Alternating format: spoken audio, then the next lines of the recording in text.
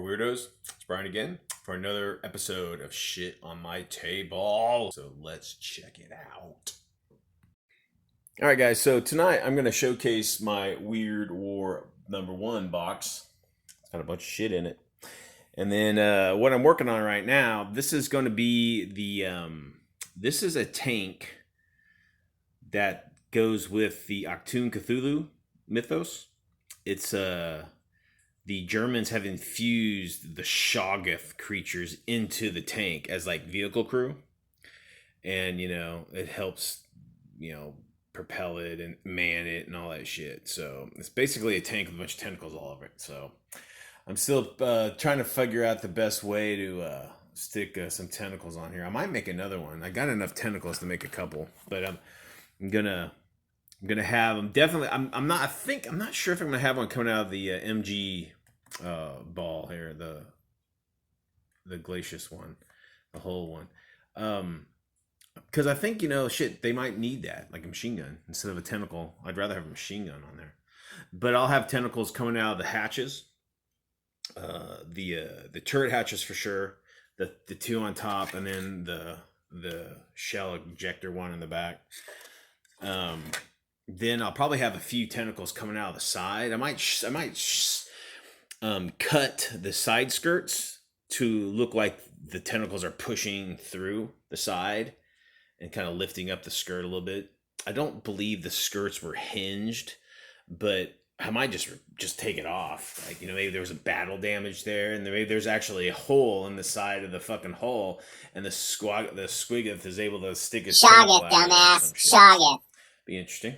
Just show a little battle damage and just kind of show that if there's a hole in this thing, more than likely just a tentacle will come out of it instead. But this should be a lot of fun. Getting a lot of buzz. I took a picture of it earlier this week. Hopefully I'll get this done this week, and so next week you can see it finished up. I plan on painting it up like a winter camo. So the striking black versus the white should look really cool. But but that's here's my blueprint schematics of what I was gonna do with it. But yep. All right. So okay, let's jump into it, man. Weird War #1 box. A lot of stuff in this box. So since we're talking about Achtung Cthulhu, this has all my Achtung Cthulhu allied stuff in it. Let's see if this thing does. So here we got Sergeant Carter. Some of this stuff obviously isn't painted. It's a work in process, but I'm slowly getting it done. Sergeant Carter. We've got Adrien Dubois. This is Corporal Sink. He's like I think he's a Indian. Then we got Professor Deadman. He's like a badass, like Cthulhu, like investigator kind of guy.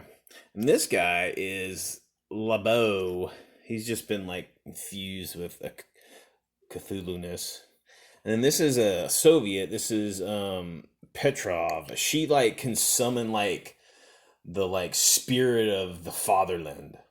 It's like a giant like kind of like supernatural entity that fights with her. But she's like a tanker. That's pretty cool. All right, then over here we got all of the Badger's commandos. So here's Badger himself right there. He's not painted, but that's him. And then we got all the various Badger commandos with the Blevin weapons. Blevin weapons are like they're like specially designed to fight to like harm mythos creatures. They're like infused with these enzymes and some sort of super tech that shoots these like magically infused rounds that hurt mythos creatures. So they're definitely what you want to pit against other Cthulhu-esque creatures. And this is obviously Mad Jack. They made a mini of him. The crazy fucker that the real guy, he brought a claymore and a longbow to D-Day with him. And he's like a badass. He actually, supposedly, he's the only recorded kill of a German soldier with a longbow in real life. And then he got captured, and then he escaped. He got captured by the Germans. Then he escaped. And then, like, the war was almost over, and he was pissed. So, the guy was a crazy fucker. But cool story, great personality for any kind of weird war. Then we've got, so that's and then Badger These are just commandos. They're just badass mythos fighters. Then here we've got some Native American pathfinders. These guys are basically Native Americans that have been trained in their culture to fight against supernatural creatures, and they're like perfect. They're like the elite, like anti-mythos fighters for the U.S. military. So there you go. You got a whole bunch of them there. There wasn't a lot of different poses, but I bought what I could because I might do some conversions or whatnot. But like, I'd love to get some like heavy weapon crews, like some 30 cal guys. It's easy to convert. You could probably just put like some feathers in their hair or something, or put some sort of ceremonial weaponry on them, or some sort of identification on them to show that they're Native American. So shouldn't be too hard to convert. It's really cool to put all the war paint. I actually did a bunch of research on the different tribes war paints and during the Plains Wars here in America. It was pretty interesting seeing how they painted up their warriors and stuff. So something cool to paint.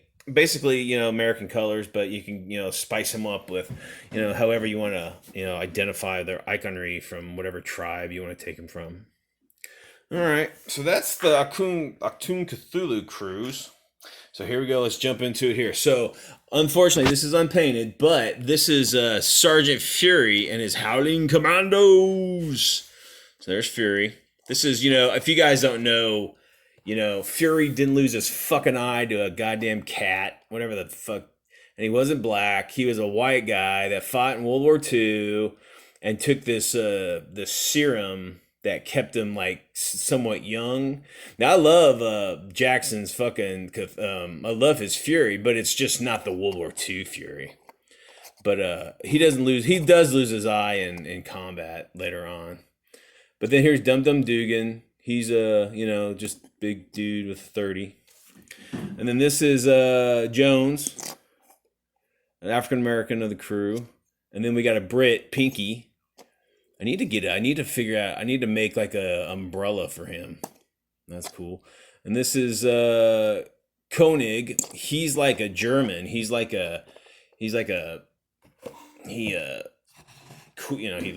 left the Germans and joined the Americans. And then Dino, he's like an Italian American guy. And then I don't know who that is. I think these are just fillers. Oh no, this is I can't remember. But that's the Howling Command, the original Howling Commandos, the original Marvel stuff. All right, then we got this is my boy right here, Sergeant Rockin' Easy. Woo! Look at Sergeant Rock. This was one of my minis, guys, when I had my miniatures company. This is Sergeant Rock right there.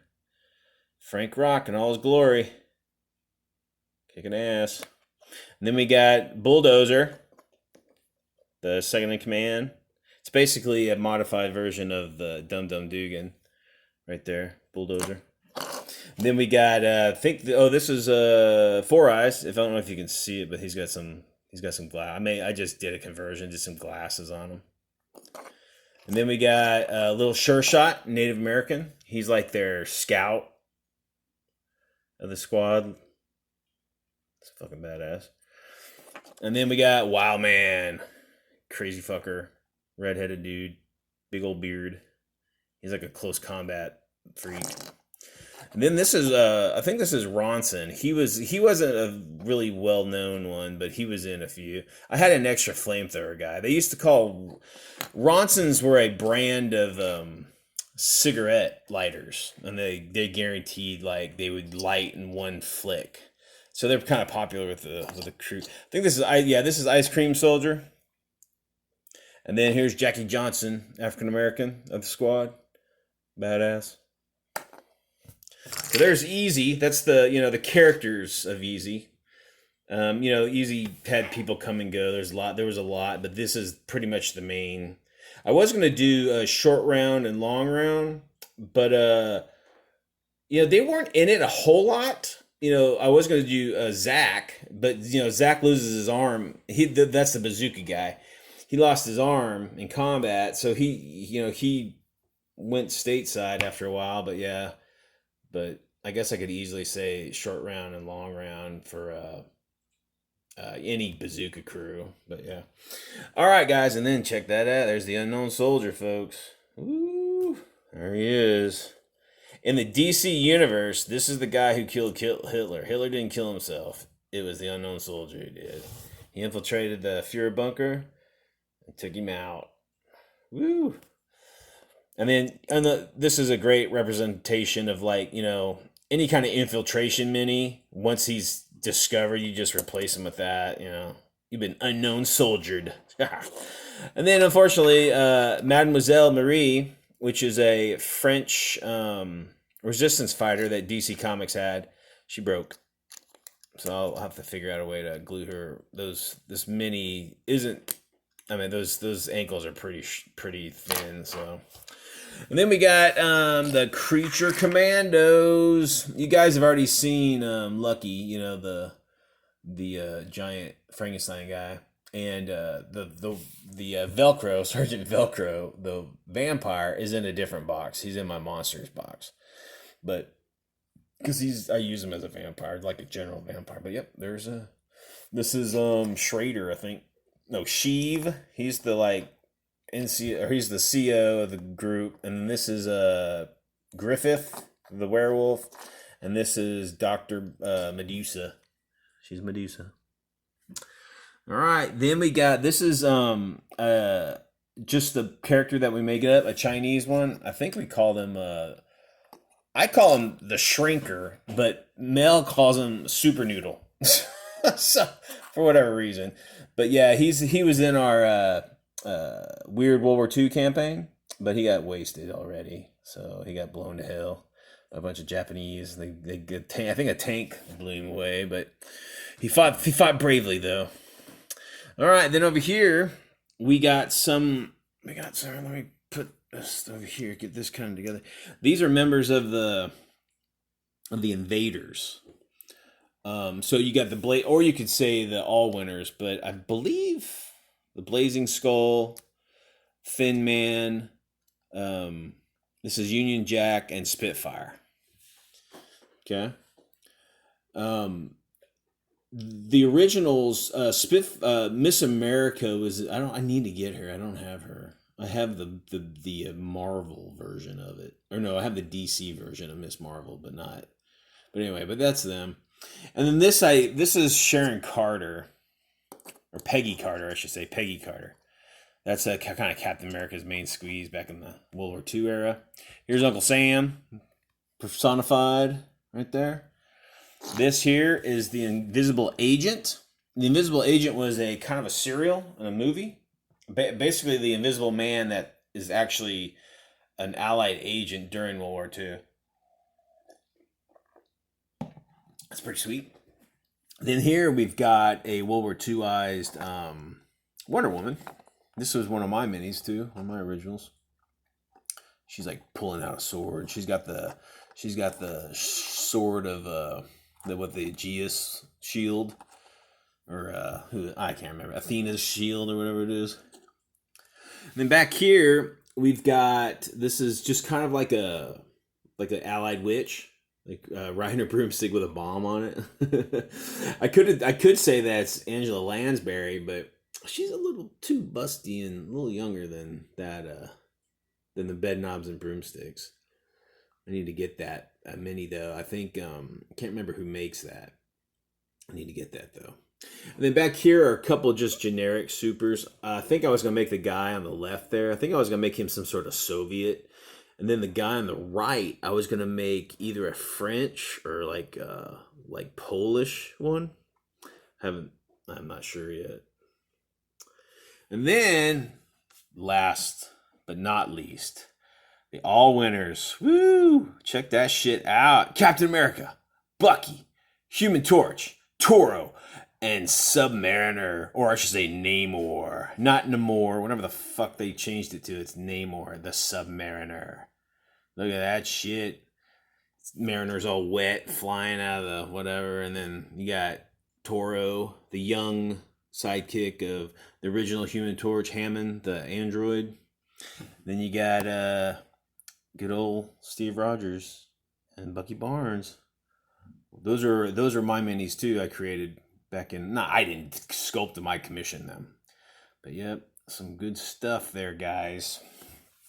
But yep, that is pretty much most of my Weird War like allies. So you got good mixture. You got the Brits, you got some Americans, and you got a few spatters of the other belligerents, China, and there'll be Poland and Soviet Union, and so it should be good. But yeah, I need to get to painting. All right, guys. So that is just a quick look at one of my part of my collection, my Weird War box number 1.